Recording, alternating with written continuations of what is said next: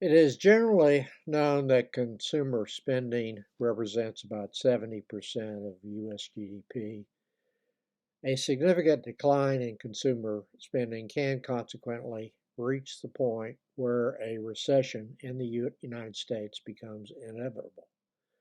Speaking as an investor who bought his first stock in the late 1960s, trying to predict the future course of U.S. consumer spending when there is growing evidence for concern as now is necessary.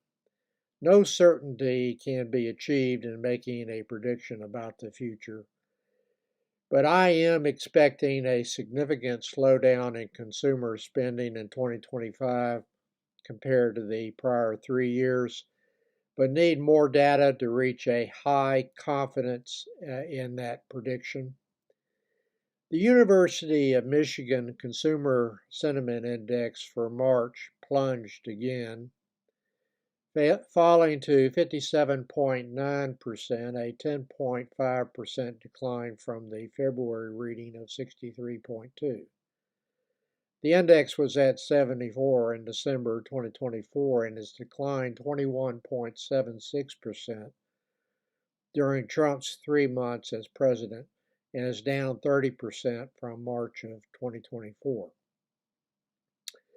The survey also found that consumer expectation for the average annual inflation rate over the next 5 years was reported at 3.9%, the highest level for that measure since 1993. That prediction is much higher than the current 5-year tip break-even inflation rate. The average 1-year inflation expectation rate in this survey was 4.9%. Consumers will reach an opinion about inflation through their own experiences rather than the BLS data. Many will underestimate or overestimate the price increases paid for frequently purchased items. I know that I do. So how consumers feel about the rate of inflation will have an impact on their spending rather than what bond investors predict when pricing a tip or even the current BLS data that shows CPI at moving back toward 2% in any event. If it feels worse than that to consumers, then they're going to change their spending habits, or many will. It certainly feels worse for me.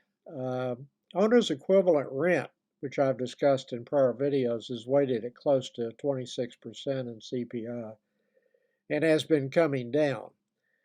As a homeowner for 43 years now, I do not pay that fictional expense. I do not pay rent to myself. I do know that my home insurance premium, which I do pay, went up 35.81% last year, and I've never had a claim.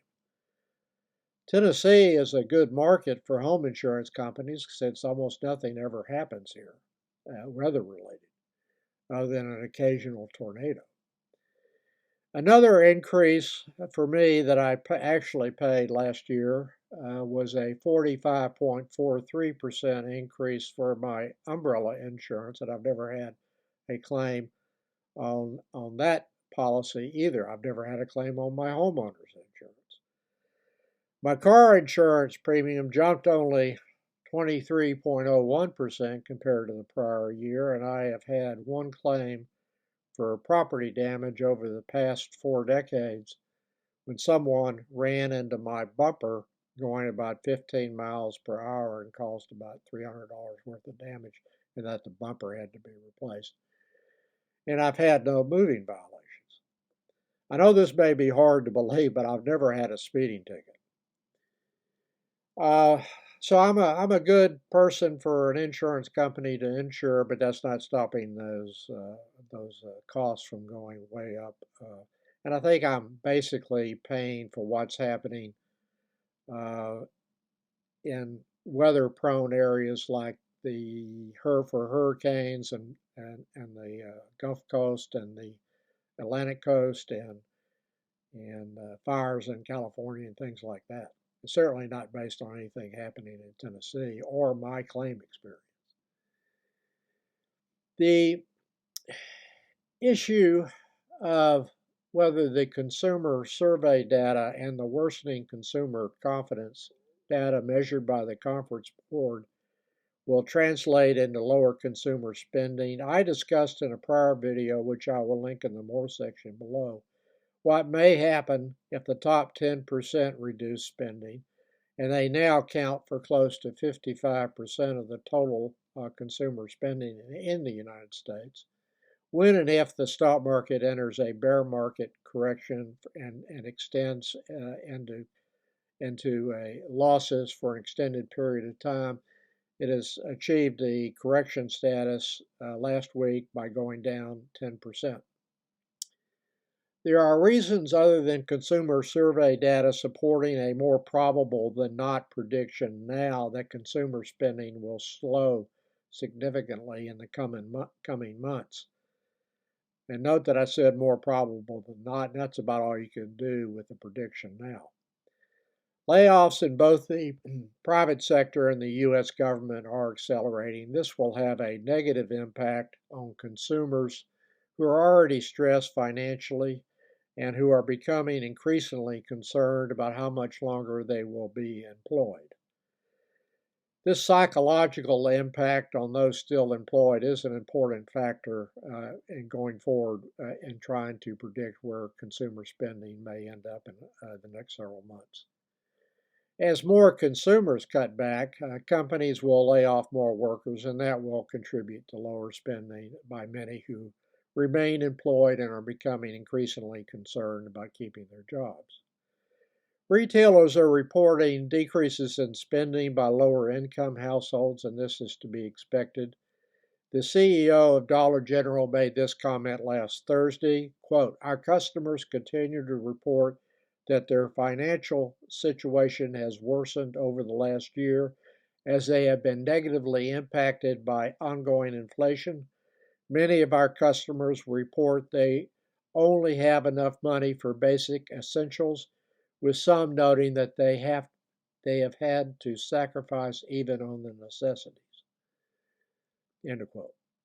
Households in the bottom three quintiles in household income were substantially squeezed, and this comes as no surprise to anyone listening to this, by the high inflation numbers in 2021 to 2023, and prices are not going to come down.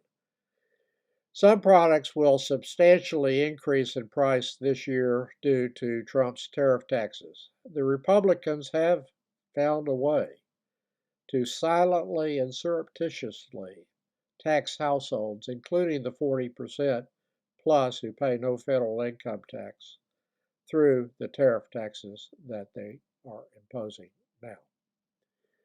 Credit card debt, a very high cost interest rate form of borrowing, has been accelerating to the upside. As of the fourth quarter, Americans collectively held a record $1.21 trillion in credit card debt, a significant increase from the previous quarter and the highest balance since the Federal Reserve Bank of New York began tracking this data in 1999. That data can be found at the New York Federal Reserve's website. The average credit card interest rate is 28.72% according to Forbes. Once a household is heavy into that debt, the financial situation will only become worse until a bankruptcy petition has to be filed. Eliminating that debt needs to be the first priority, which can only be accomplished by significantly reducing now non-essential spending. And as the Dollar General CEO noted, many households are already unable to afford the essentials. There are some consumers who have read what Trump had to say at the Department of Justice yesterday, Friday, March 14th. and may respond with a pullback in spending, not because they cannot afford to spend, but because they do not wish to support a dictator wannabe and the people and businesses that support that result and have enabled him. I have continued to pare my stock allocation based on my concerns about the economy and stock valuations using the traditional valuation criteria that I've always used over the past 4+ decades, maybe, no, five decades. The focus over the past month for me has been to profitably sell the highest cost lots into rallies, thereby lowering my average cost per share and increasing my dividend yield. Excuse me, it's 6 decades, not five, not four. It's 6 decades. Excuse me. I have difficulty doing math in my brain sometimes. I'm not a spring chicken. The realized gains in stock and stock funds so far this year that I've realized is over 10,000.